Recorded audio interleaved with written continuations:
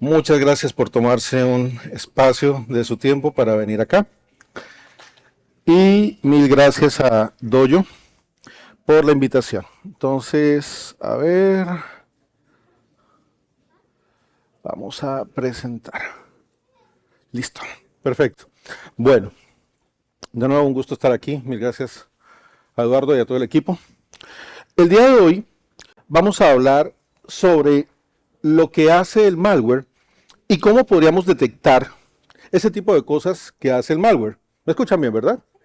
Perfecto, buenísimo.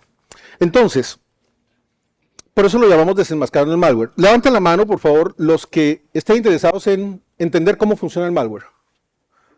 Ah, genial, son mi público. Bien, bien. Precisamente, el malware es una de las cosas que más me ha apasionado desde que comencé. De hecho, de las primeras cosas en ciber que hice hace 27, 28 años, fue tratar de analizar un malware, uno de los primeros malwares que hubo. Y de ahí en adelante me enamoré de cómo el malware funciona, porque es como si fuera una entidad viva. Entonces, de ahí viene, dentro de nuestro mundo de ciberseguridad, el análisis del malware, que básicamente es una serie de técnicas que podemos utilizar para poder entender lo que el malware hace. Y es indispensable. Y aquí hay algo supremamente importante y el mensaje para ustedes aquí es, las herramientas no son todo. La tecnología no lo es todo. El toque humano es indispensable. Y en el anti-malware o en el análisis de malware, ustedes como personas, con esa capacidad, con sus competencias, con esas habilidades blandas, incluso que mencionaba Alexis esta mañana en su excelente ponencia, con esas habilidades ustedes logran en un momento determinado desarticular un ataque. No es solo tecnología. El malware ha evolucionado muchísimo. Una simple comparativa, tú ves que en 2020 teníamos alrededor de 930 millones de variantes de malware. Y en malware hablamos de variantes. ¿Por qué? Porque es que el malware original, digamos el malware inicial, es uno, pero normalmente con ese código fuente se comienzan a hacer modificaciones y se crea una variante. ¿Ves? Entonces, desafortunadamente, un malware que podías identificar de determinada manera, ya luego no puedes porque cambió. Entonces se vuelven variantes. Ahora mismo tenemos alrededor de 1.350.000 variantes distintas de malware. Entonces, ¿qué ocurre? ¿Qué hace un malware? ¿Cómo funciona un malware? Bueno, primero para poder entender cómo funciona necesitaríamos entender cómo se ejecuta un programa, porque al final el malware lo que quiere es que lo ejecutes en tu máquina para poder infectar. Un malware en estado de reposo, digamos, es decir, que no esté cargado en memoria, no pasa nada, no hay problema. De hecho, yo tengo una colección de muchos malware en mi máquina. Mi anti-malware me toca estar dando de lista blanca para muchas cosas. ¿Por qué? Porque tengo muestras. Pero mientras no las cargue en RAM, estamos bien. Entonces, normalmente pues un usuario inicia un programa, la aplicación envía solicitudes al sistema operativo, el sistema operativo envía comandos y así sucesivamente. Entra la CPU, se mete allí, se solicitan datos, instrucciones, entra a la memoria para recuperar datos, para almacenar instrucciones. Entonces, ¿qué hace el malware? El malware trata de ir metiéndose en distintos momentos de la ejecución de un programa para poder cargarse en RAM y para poder ejecutar ciertas acciones. Eso es lo que trata de hacer un malware. Perdón. Entonces, ¿qué hacen los anti-malware? Bueno, muchas cosas. La detección por firmas no sirve para nada. De una vez se los digo. ¿Por qué? Porque la detección por firmas se basa, por ejemplo, en hash. En hash tipo MD5, SHA-1, SHA-256, 512, que con cambiar un bit del ejecutable, la firma ya no sirve. Así que de nada sirve la detección por firmas, que en algún momento de la historia, bueno, todavía se usa, pero en algún momento de la historia era lo que teníamos. Vale, análisis heurístico. Es un nombre muy bonito, pero la explicación es muy sencilla. Para dar un ejemplo, personas casadas aquí. Ok, perfecto. Por ejemplo, te pido a ti el favor. Si tu esposo te llega con una mancha de labial en el cuello de la camisa, es un supongo. Es un simple supongo. ¿Tú qué piensas que está pasando? ¿Se metió en el metro y frenó duro? ¿No? Puede pasar, puede pasar. A ver, pobres nosotros, siempre desconfían de los hombres. ¿Qué hombres consideran que siempre desconfían de nosotros injustamente? Bien. Asumes que de pronto estaba en malos pasos. ¿Lo viste? ¿Alguien te llamó? ¿Tienes fotos? Pero solamente de la mancha. Ok. La diferencia es esa. Tú estás asumiendo algo solamente con una prueba. Eso es heurística. Y así funciona el anti-malware. En la mayoría de los casos, el motor heurístico es de lo que más utilidad, digamos, se le saca porque detecta ciertas actividades, ciertas acciones y dice, esto como que huele raro, ¿no? Esto como que no está bien. No es un ejecutable normal, etcétera. Entonces hace muchas cosas. Análisis estático, dinámico, ya voy para allá, no se preocupen. Detección basada en comportamiento conocido. Entonces también se hace un monitoreo de las acciones normales de una máquina y pues se trata de identificar acciones típicas de malware. Por ejemplo, reescribir el sector de arranque de un disco duro. Normalmente una aplicación no hace eso, pero un malware sí. ¿Ves? Entonces tenemos también sandboxing. Lo que se hace allí es tener una caja de pruebas, se llama caja de arena precisamente, ahorita les muestro una, y conociéndolos, les pregunto de una vez, ¿a alguno le gustaría tener un sandbox? Ah, yo pensé que iba a tener más reacción. Pregunto de nuevo, ¿a alguno le gustaría tener un sandbox? Ok, entonces les voy a regalar un sandbox. Lo chévere del sandbox es que como es una caja de arena, tú puedes meter el malware allí, ejecutarlo y estar tranquilo, no va a pasar nada, no te va a infectar la máquina y lo puedes analizar. Entonces, eso es un sandbox. Lo metes en una pecera y lo ejecutas. Puedes detectar también en base a reputación. Por ejemplo, hay una aplicación que se conecta a una IP que está en una lista negra, entonces ya tú sabes que como que eso es malo. ¿Ves? De la misma manera, un escaneo en tiempo real, que es de lo más normal que hace un anti-malware, que es tratar de inspeccionar los archivos, los procesos, etcétera, obviamente cargando mucho la máquina. No sé si se han dado cuenta que uno de los procesos que más carga el procesamiento, y muchas veces la memoria, es tu anti-malware. Se vuelve un ataque propio. De hecho pasa, no voy a decir fabricante, pero es que una vez, no, pero yo lo quiero mucho, me gusta mucho, de hecho lo uso, pero la verdad es que de las primeras versiones que hubo para Mac, me reventó la máquina. O sea, me autodenegué el servicio montando el anti-malware. Bueno, en serio. Y la detección basada en aprendizaje y la inteligencia artificial. Ahora todo tiene inteligencia artificial. Ya ustedes saben, ¿no? Es normal, la cafetera tiene, todo tiene. Y había un fabricante de anti-malware, no voy a decir el nombre, no, este sí no lo digo. Decían que usaban inteligencia artificial. Curiosamente no han vuelto a decirlo. Hay cosas que se pueden hacer con la inteligencia artificial que tenemos ahora, hay cosas que no. Hasta ahí lo dejo. Pero pues, con Machine Learning se logran detectar ciertos parámetros y tú correlacionas, ¿no? Lo que hace estos anti-malware es correlacionar un poco. Dentro del análisis de malware tenemos tres formas principales, muy rápidamente, análisis estático, donde lo que hace es desempaquetar, de ofuscar la muestra, la desensamblas, la miras en assembler, en lenguaje ensamblador. Entonces mira las instrucciones de JMP, J0, ese tipo de instrucciones. ¿Quién ama el assembler aquí? Sí, solo yo me imaginé. Ok, ¿te gusta el assembler? También, perfecto. Normalmente, si tú quieres ser un buen analista de malware, necesitas entender assembler, porque te toca utilizar un desensamblador y poder ver las instrucciones en lenguaje de máquina casi. Análisis de firmas también se hace esto. Se analiza, por ejemplo, como les decía, con qué se empaquetó, con qué se comprimió.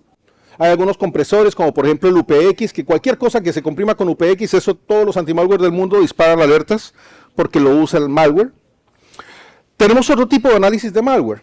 La diferencia principal en el análisis estático, caramba, es que aquí no lo ejecutas, solamente lo analizas y ya, sin ejecución. Aquí sí tienes un sandbox, colocas todos los mecanismos de monitoreo de red, monitoreo de DNS, monitoreo de procesamiento, de drivers, de registro, de memoria, y ejecutas la muestra a ver qué hace. Entonces tomas logs, registros de todo lo que está haciendo la muestra, y eso te permite entender si es algo malo o no. Te permite entender, por ejemplo, si escribió una llave en el registro, si la leyó, si leyó, por ejemplo, el contenido de la memoria de una zona específica de memoria, etc. Eso es lo que hace el análisis dinámico. Y tenemos el análisis híbrido, que combina las dos cosas, el análisis estático y el análisis dinámico, para poder entender en mayor profundidad lo que hace una muestra. Entonces tienes lo que es un sandbox, que normalmente deben ser dos sistemas operativos interconectados uno con otro. Entonces les muestro un sandbox. ¿A alguien más se le pierde el mouse cuando? Sí. A ver.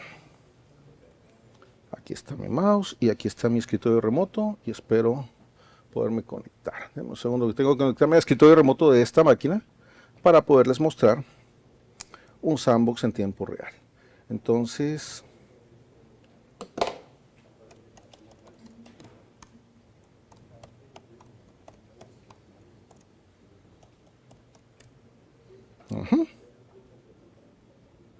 bien, ya está. Y se los paso para allá.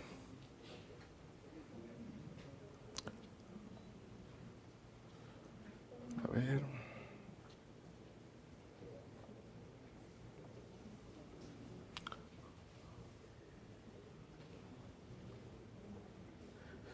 Es que como me toca duplicar la pantalla, entonces es un dolor de nariz. Déjenme ya, paso para acá.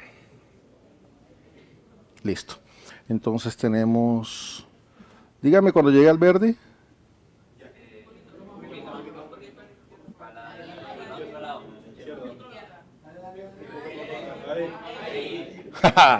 Trabajo en equipo. Mire, entonces tienes, por ejemplo, una máquina como esta. Esto es un Remnux, un Linux, hermoso, gratis, lo más lindo que tiene. Y te permite, por ejemplo, hacer cosas geniales, como por ejemplo, creo que ahí tengo el comando ya listo para ejecutar lo que es una simulación de red. Entonces, ¿qué pasa? Tú puedes ejecutar una muestra en la máquina Sandbox. Bueno, tengo ese Wireshark allí. Ahí lo que quiero escribir es inetsim. Bueno, el Wireshark te permite capturar tráfico, por supuesto. Tengo ganas de desmirrorizar las máquinas, pero bueno. Y tenemos aquí una estación que tiene toda una serie de herramientas disponibles, listas, para que tú hagas tu análisis de malware. Entonces tú, por ejemplo, tienes análisis de estáticos, como por herramientas como el PStudio, te analiza el encabezado. P normalmente porque es Portable Executable. Los ejecutables normalmente en el encabezado se les llama Portable Executable, y pues normalmente con este tipo de herramientas las analiza, etcétera. Entonces tú lo que haces es ejecutar una muestra de malware allí, y la otra máquina te permite, por ejemplo, si yo lo que hiciera fue entrar a internet o algo similar, entonces, por ejemplo, pues la otra máquina va a estar leyendo todo el tráfico de manera inmediata. Mira, pues hay que esperar a que haga algo, pero bueno, les muestro otra cosa más chévere. Es que me va a tocar, déjenme, quito el mirror porque es un dolor de cabeza.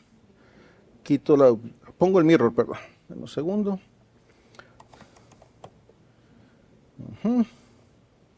Y vamos a mirror. Ya, jaja. Listo. Entonces, miren. Por ejemplo, ustedes pueden hacer lo siguiente. Ustedes le simulan servicios a la máquina que estás usando para... Mira, espera un segundo. Ok. Ya yo lo había corrido y... claro, es que lo tengo aquí ya listo, claro. Miren, aquí está. El inetsim, por ejemplo, es un simulador de red. Entonces lo que tú haces es decidir qué servicios le vas a simular a la máquina Windows para que él crea que está usando el DNS, o que está, por ejemplo, conectándose a un servidor de correo electrónico, o por ejemplo a un FTP, o una página por protocolo 443, por SSL, etcétera. Entonces tú simulas los servicios, la muestra de malware que está corriendo en el Windows se conecta, bueno, se me desconectó ahí, pero pues la muestra se conecta y cree que básicamente tiene internet. ¿Ves? Porque una de las pruebas que hace el malware para saber si está corriendo en un sandbox es conectarse a internet. De pronto ustedes se acuerdan del kill switch, del famoso, ¿recuerdan cuál es el malware? Que se encontró el kill switch básicamente porque registraron el nombre del dominio. ¿No se acuerdan? Se los dejo de tarea, lo hablamos ahorita. Entonces, eso es un sandbox. Y ese es el sandbox que, si quieren, se lo regalo. ¿Lo quieren? Bueno, entonces si quieren, tómenle una foto de una vez a esta pantalla con este enlace. No sé si lo ven bien allí, espero que sí. ¿Alcanzan a verlo? Ahí está. Está libre para que puedan descargarla. La voy a dejar durante los 2 días del evento. Son 3 días, la dejo hasta mañana para que lo descarguen. Y son 2 máquinas, son Windows, el Remnux, para que puedan hacer análisis de malware cuando quieran. ¿Listo? Bueno, perfecto. Entonces, yo no canto, pero les doy sandbox. Bueno, entonces, bueno, si quieren canto, pero no les va a gustar. Hablemos de las técnicas de evasión. Las técnicas de evasión básicamente son las que utiliza el malware precisamente para tratar de evitar que lo detectes. Eso es todo. Ocultar el código, etc. Entonces hay algunas más avanzadas que otras. ¿Qué tratan de evitar los atacantes, por ejemplo, cuando infectan el Windows? Muchas cosas. Pero una de las cosas que más tratan de hacerle bypass es algo que se llama AMSI, que quiere decir Anti-Malware Scan Interface. Es una tecnología Microsoft que conecta ya sea con el Defender, que es el anti-malware de Microsoft, o con cualquier anti-malware que tú tengas instalado en tu máquina. Entonces, logra tomar control de ciertas acciones en la máquina. Y es la primera línea de defensa que tiene Microsoft normalmente. Por ejemplo, cuando se van a ejecutar scripts, etc. Entonces, AMSI protege el PowerShell y lo que tú ejecutas con PowerShell. Hay una DLL de AMSI, que es el AMSI DLL, y es importante mencionárselas porque algunas técnicas anti-malware digamos que utiliza el malware para evadir el Windows Defender, es tratar de modificar esta librería, el AMSI.dll, no cargarla o hacer creer que está cargada, pero en realidad no. Entonces, bueno, AMSI hace varias cosas, ahorita les voy a mostrar un par de las cosas que hace AMSI. Otra de las cosas que hacen los atacantes es tratar de modificar el registro de Windows.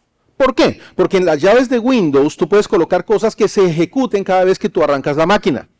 Y no es una sola, porque normalmente tú preguntas, ¿cuál es la llave de registro que utiliza cualquier malware para cargarse en Windows? Entonces, normalmente todo el mundo dice, HKey, Local Machine, Microsoft Windows Current Version, Run, o Run Once, o Run Once Extended. ¿No saben de qué diablos? Ok, miren. Fácil, miren. Esto, a ver, les muestro rápidamente. Hay un grupo de herramientas que les súper recontra recomiendo, que se llama Sysinternals Suite. Déjenme disminuyo el tamaño de esto y les muestro. Esto ahorita se los voy a mostrar. No necesito eso. Y miren, hay una serie de herramientas que se llaman Sysinternals Suite, que son herramientas de Microsoft, son gratuitas. Probablemente ustedes no sé si alcanzan a ver, muy pequeñito tal vez las alcanzan a ver. Sysinternals Suite. Hay una herramienta de Sysinternals Suite que se llama AutoRuns. Déjenme aumentar esto para que lo vean un poco mejor. AutoRuns, ahora sí. Entonces, en AutoRuns, con la herramienta de AutoRuns que hace parte de Sysinternals Suite, tú tienes la posibilidad de ver todo lo que se carga con la máquina a través del registro. Como ves, son muchísimas cosas, muchas. No llegan a ser cientos, pero sí son muchos los lugares de la máquina que, como puedes ver, utilizan llaves de registro para cargarse. Entonces, ¿qué hace el malware? Tratar de modificar o tratar de acceder a alguna de estas llaves para generar persistencia. ¿Ves? ¿Para que si lo detectan y lo borran, luego el malware vuelva a estar allí presente? Entonces, pues, básicamente, es una de las técnicas que más se utiliza. Pero, pues, es bastante común y realmente relativamente fácil de detectar. Otra de las cosas que hace el malware es utilizar los procesos de Windows comunes que normalmente usas, como por ejemplo Service o el CSRSS. El Local Security Authority Subsystem Service, es de lo más importante porque controla la seguridad. ¿Ves? Entonces, imagínate que tú logres, por ejemplo, extraer de la memoria RAM el contenido de esto. Entonces tengo tu contraseña. ¿Ves? Una de las cosas más lindas que existe, y se lo recomiendo que traten de investigar sobre ello, es el cómputo forense y el análisis de la memoria RAM dentro del cómputo forense. Hay una herramienta hermosa que se llama Volatility. Si quieren ver cómo funciona, etcétera, en mi canal de YouTube tengo un grupo de videos donde explico cómo se usa Volatility y cómo extraes la contraseña de un usuario simplemente del volcado de memoria. Hasta BitLocker puedo atacarlo gracias a un dump de memoria. Así que el recontracifrado, etcétera, sí, claro, pero si tengo tu memoria, tengo tu contraseña. Entonces, WinLogon, todos estos son servicios que se utilizan para conexión de red, para arrancar la máquina. El WinLogon es el que te pone la pantallita donde tú pones nombre de usuario y contraseña. Hay una herramienta muy buena, se las digo, se llama Conboot, que me permite bootear la máquina y bypassarme el WinLogon. Entonces yo enciendo la máquina, le pongo una USB booteable con el Conboot y la máquina, para yo poder entrar, nada más le doy Enter, no tengo que poner nombre de usuario y contraseña. Se utiliza en cómputo forense, por ejemplo, cuando tengo acceso físico a la máquina. Para hacking no se usa tanto. También usan técnicas de esteganografía, y hasta donde recuerdo la vez pasada creo que hablamos de esteganografía y todos sabían que era esteganografía. Si de pronto alguien no lo tiene claro, es poder esconder información de un tipo dentro de otro tipo de archivo. De nuevo, en mi canal de YouTube hay un video sobre ello. No voy a ponerme a hacerles demostraciones ahora porque tampoco quiero... Todavía tengo tiempo, ¿verdad? Alguien que me diga, ¿dónde está Carlos? Ah, bueno, Frank, ¿estoy bien? Cuando me falten 10, hazme... Pues yo me vuelvo loco aquí y hablo todo lo que... Bueno, listo. Entonces... La esteganografía, como les decía, es esconder una información dentro de la otra. Ahora hablemos de técnicas no tan avanzadas de evasión, luego voy con las avanzadas. Dentro de las no tan avanzadas, por ejemplo, algo tan sencillo como que tú, la instrucción que quieres dar, lo vuelves 2 cadenitas y luego las unes. Y tú dirás, ¿eso funciona? Sí funciona. Entonces, ya les hago una demostración. Bueno, ahí está cómo se hace. Aquí tengo un comando ejecutado, donde dividí algo tan simple como utilizar PowerShell para visitar una URL. Entonces tengo la parte 1, invoke, parte 2, web request, parte 3, -URI. Cada pedacito de comando lo volví una cadena, una variable. Y luego simplemente le dije el comando es el pedacito 1, más un guión, más pedacito 2, 3, 4. Y ahora invoque la expresión que contiene la variable que tiene las otras variables por dentro. Y de una vez, de un código 200, ok, descarga la página. Entonces, esto es muy común en el malware. También usan cifrado, compresión normal, es lógico. Normalmente, si tú necesitas analizar el cifrado en el malware, necesitas cargar el malware en RAM. En RAM no hay nada cifrado. Eso es lo lindo de la RAM. ¿Ven? Entonces, por ejemplo, una llave de cifrado del malware que tú necesites analizar, pues lo tienes que cargar en RAM, haces un dump del proceso del malware y ahí vas a poder analizar todo en claro, en texto claro. ¿Ves? Es una de las cosas más maravillosas del análisis de memoria RAM. Este es un malware que se llama Delephant, que utiliza ese tipo de tecnologías. La mayoría de los malware tratan de usar cifrado. ¿Por qué? Porque de esa manera, si yo le paso una herramienta anti-malware, un detector, un sandbox, el sandbox no lo entiende. ¿Ven? Ese es el problema. Si el malware está cifrado, si tiene cifrada la parte maliciosa, ¿cómo lo van a entender las herramientas? Y aquí viene una cosa súper importante, eso los habrá hecho entender en este momento que no hay anti-malware perfecto, no hay manera, no se puede, ¿ven? Al menos no como funciona la arquitectura electrónica hoy, a hoy. Entonces hay muchas acciones maliciosas que puede hacer el malware. Por ejemplo, el mismo Delephant, como te das cuenta, trata de buscar qué banco es el tuyo, para luego, por ejemplo, falsificar la página del login y que cuando tú te loguees en la página falsa de ellos y no en la tuya. Eso hace ese malware. Bueno, entonces cifrado y compresión es...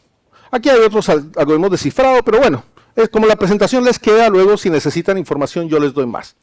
Les decía, por ejemplo, lo del join, para explicarles un poco de eso. Entonces, a ver, les voy a mostrar una máquina virtual, a mí me gustan las demostraciones. Entonces vamos a utilizar un Windows 11. Ahí lo ven, creo. Bien, vamos a cerrar esto. Y para que vean que estoy jugando limpio... a ver, déjenme yo... Aquí está, ejemplo 1. Primero que todo les muestro que esto tiene el anti-malware vivo. Permítanme un segundo, cierro esto aquí.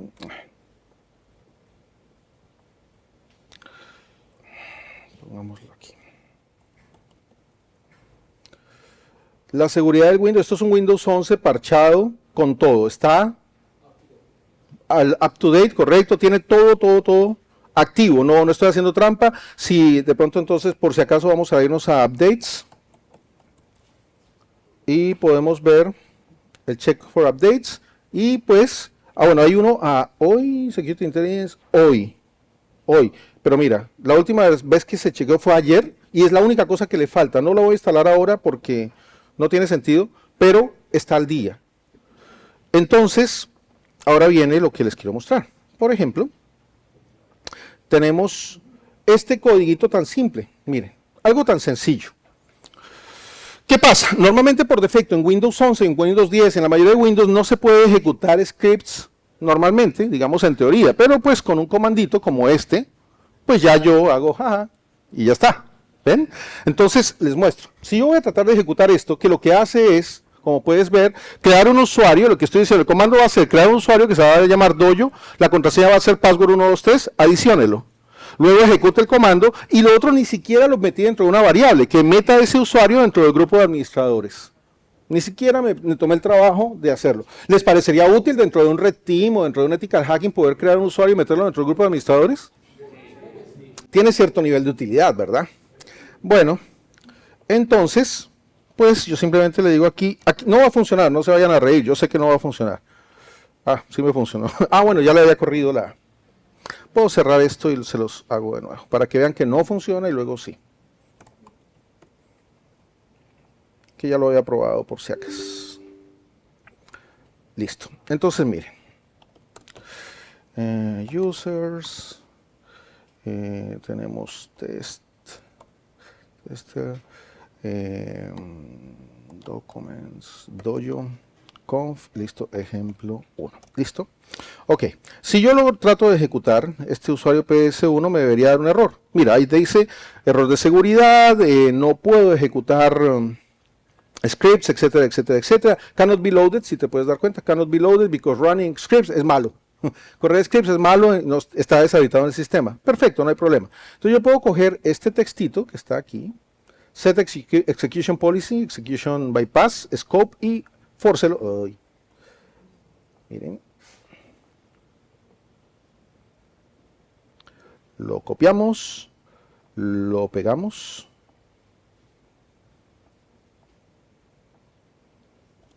No copió. Sí, no, gracias. Gracias. ¿Cómo era? Listo. Le doy un enter. Y ahora sí, si le digo de nuevo, ejecútelo. ¡Tran! Un error. Ah, porque el usuario ya existe, mira. Como lo había corrido ahorita, pero ejecutó. ¿Te das cuenta? Y si yo le doy un net local group o net user local group administrators o net user, démosle una lista de net user.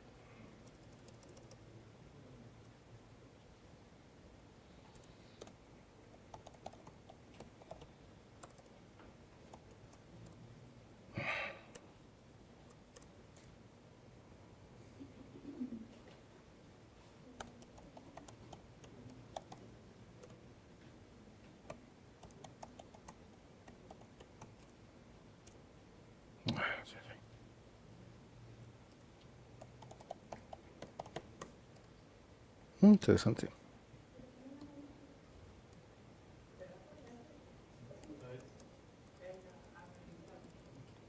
¿Lo escribí mal? No, está bien. Ajá. Ah, sí está, mira, Dojo. No lo había visto. ¿Ya ven? Ahí lo creo. Solamente con un comando tan simple e hicimos bypass del control que tiene el AMSI. Ah, bueno, les muestro otro caso. Si yo, por ejemplo, tengo acá, les muestro otro script distinto. Miren, tenemos dos archivos, un archivo .bat, vamos a editarlo aquí. Miren, lo único que hace es @echo_off, es básicamente el arroba es para que desactive el eco, para que no muestre lo que va a pasar, y el echo_off apaga todo el eco de lo que venga, es decir, no vas a tener un retorno de pantalla de lo que va a pasar. Y lo que estoy diciendo es que ejecute PowerShell, de nuevo el bypass, y que el bypass lo va a ejecutar para el archivo file.ps1. Eso es todo, es un archivito .bat. De hecho, lo que estamos haciendo ahora es básicamente un stager. En el malware, los stagers básicamente son malware que se ejecutan pedacito por pedacito. Entonces una parte descarga la parte malosa, luego la parte que hace cualquier actividad, etc. Y pues puedes ver aquí que simple y llanamente lo que ejecuta es, a nivel de cadenas, una serie de comandos.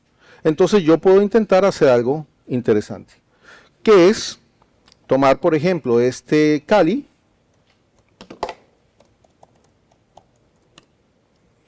Listo, vamos a aumentar un poquito el tamaño de esta pantalla.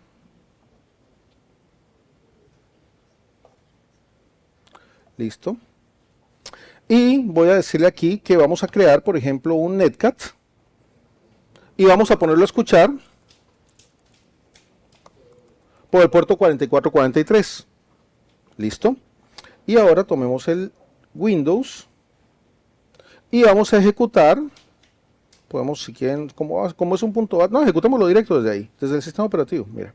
Vamos a ejecutar el test1.bat, tan, listo, abre esa pantalla y todo, miremos en el Kali qué pasó. Ya tenemos una sesión establecida, un shell reverso, donde yo puedo decirle whoami, ahí está, puedo darle un dir, y ahí están los archivos, y ya tenemos un shell reverso.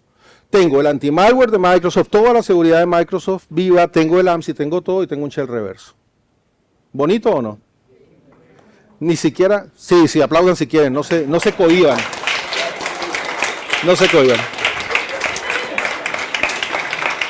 Entonces, mil gracias. Entonces, como ven, es fácil. Por eso necesitamos el conocimiento, no tanto la tecnología, porque es que ni siquiera lo ofusqué. ¿Ya ven? No está ofuscado, no tiene cifrado, no tiene ninguna tecnología como las que les voy a mostrar ahora, que Dios quiera y tenga el tiempo para mostrárselas. Entonces, como ven, fue facilito. No fueron 20 líneas de código para tener un shell reverso que nada detectó. Entonces, ahora les voy a mostrar las técnicas más avanzadas. Eso era lo... Ay, mi Dios. Ok, vale, gracias. ¿Pero cuánto me queda? Oh, Dios. Bien. Hay muchas técnicas. Ya, Tran. No, mentiras.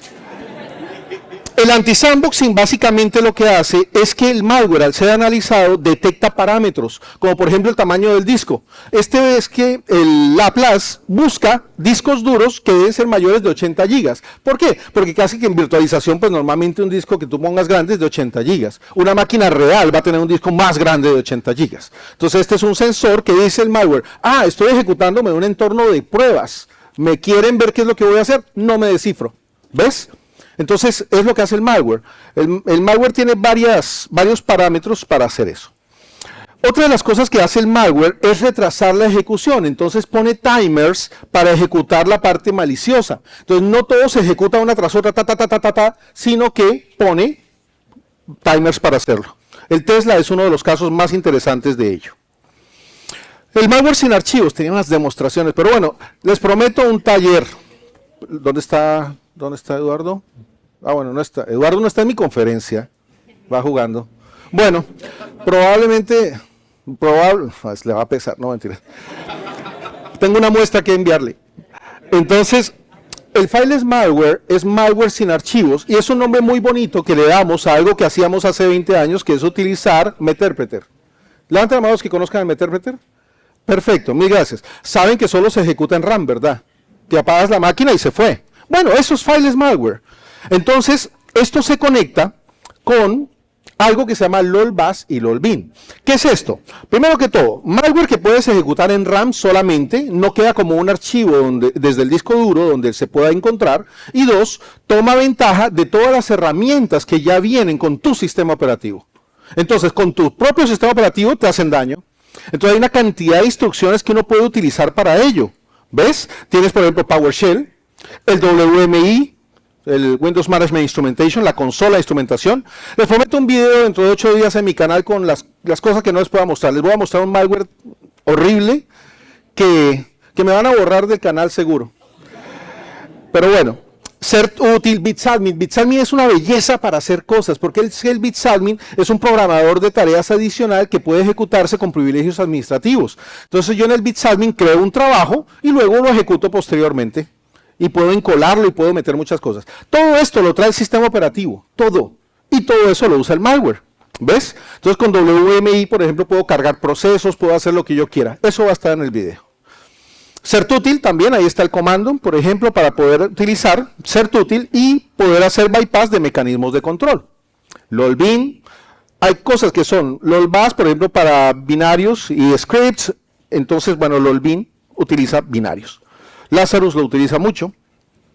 También se puede hacer movimiento lateral, es decir, comprometen una máquina y desde esa máquina empiezan a saltar a las demás máquinas. Entonces, para eso, por ejemplo, utilizan varias cosas.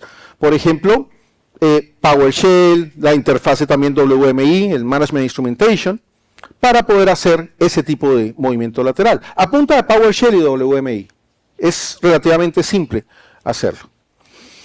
Process Hollowing, eso es una belleza. Imagínense que lo que hacen el malware, mucho malware, digamos de los más avanzados, utilizan técnicas de hollowing. Piensen que ustedes cargan un proceso el real, y luego llegan, lo detienen, le sacan el contenido real al proceso, meten el contenido malicioso al proceso y otra vez lo dejan ejecutar. Eso es process hollowing. Por eso de hollow, de que está vacío, está empty. Entonces es una de las técnicas más efectivas para poder infectar una máquina y que sea muy difícil de detectar. ¿Por qué? Porque el proceso conserva su process ID, conserva el mismo parent process ID, incluso a veces el mismo tamaño, dependiendo qué tan avanzado sea el malware. Lo mismo puede hacerse, por ejemplo, con un DLL, con una biblioteca, una librería de vínculo dinámico también puede hacerse. Perdón. Ahí se me fue. Listo. Tenemos, por ejemplo, también una inyección que se llama APC, de procedimientos asíncronos, ¿vale? Que básicamente permiten que tú crees una cola y en la cola yo pongo el proceso malicioso y voy corriendo hasta que dentro de la cola se ejecuta. También con el hollowing. Es muy chévere. Entonces, bueno, ya yo les había explicado el process hollowing, es básicamente otra gráfica de lo que permite hacer el process hollowing. Ahí está, hay uno que se llama process doppelganging, que es más lindo aún. El process doppelganging, yo ni siquiera cargo la biblioteca desde la instrucción normal, yo simplemente la cargo con instrucciones propias del malware, pero cuando ya se ejecutó, pues ya se encuentra allí. El sistema operativo no la vuelve a ejecutar porque ya la encontró, pero se ejecutó fue la mía, no la verídica. Eso es process doppelganging, el gemelo maligno de la librería. A nivel de red y comunicaciones, por ejemplo, para el comando y control, normalmente se utilizan ciertas técnicas para evitar la detección. Levanten la mano, por favor, aquí hay muchas personas que ya trabajan y están en compañías, los que monitorean el tráfico de DNS. Por favor, levanten la mano, los que monitorean DNS. Mil gracias, 1, 2, 3 personas, 4 personas. Listo. Y ven que los demás no. ¿Por qué? ¿Por qué pregunto sobre el DNS? Porque el DNS es como el primo feo de la familia de los protocolos que nadie le para bolas. Y el DNS es súper crítico. Con DNS yo puedo hacer lo que quiera, puedo hacer entunelamiento sobre DNS y como nadie le tiene miedo, todo el mundo cree que es un proceso legítimo, pues lo dejan pasar. De la misma manera, pues también se puede utilizar o se puede tomar la ventaja de DNS sobre HTTPS, que es lo que estamos usando principalmente ahora mismo. ¿Ves? Estamos usando varios protocolos de resolución, QIC, DNS sobre HTTPS, y todos ellos permiten que de alguna forma yo pueda o exfiltrar datos o crear un túnel para poder controlar una máquina con un comando y control. Entonces, bueno, en la diapositiva está, ahí lo tienen, el QIC es el Quick UDP Internet Connection, se utiliza datagramas para DNS. Túneles cifrados tipo VPN, otra forma como el malware opera de manera remota para poder controlar tu máquina, para poder exfiltrar datos y robártelos. Y bueno, hay ciertas técnicas de persistencia adicionales, como por ejemplo los bootkits, rootkits, que normalmente se pueden ubicar en un sector de arranque o se pueden ubicar dentro de una librería que normalmente se cargue con el sistema. Por ejemplo, ahora usamos UEFI. Hay malware que permite modificar el UEFI para poder colocarse al arranque y que siempre se ejecute cada vez que inicias la máquina.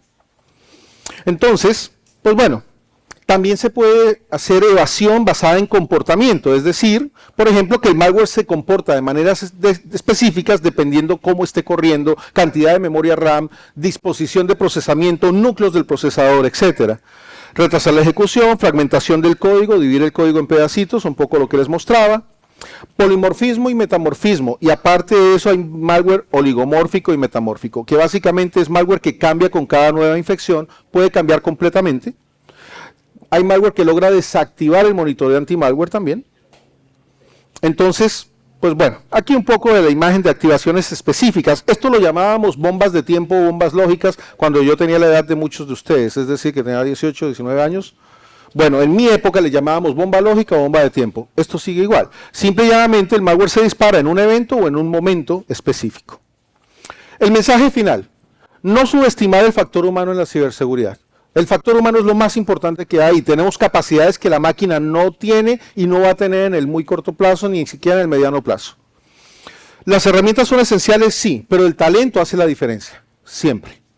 Y bueno, la combinación de la tecnología avanzada y habilidades es lo que permite que una estrategia sea realmente robusta. Ajá. Tenemos para una. Mil gracias. Mil gracias de verdad. Hoy he sido Hay como... tiempo para preguntas, ¿verdad?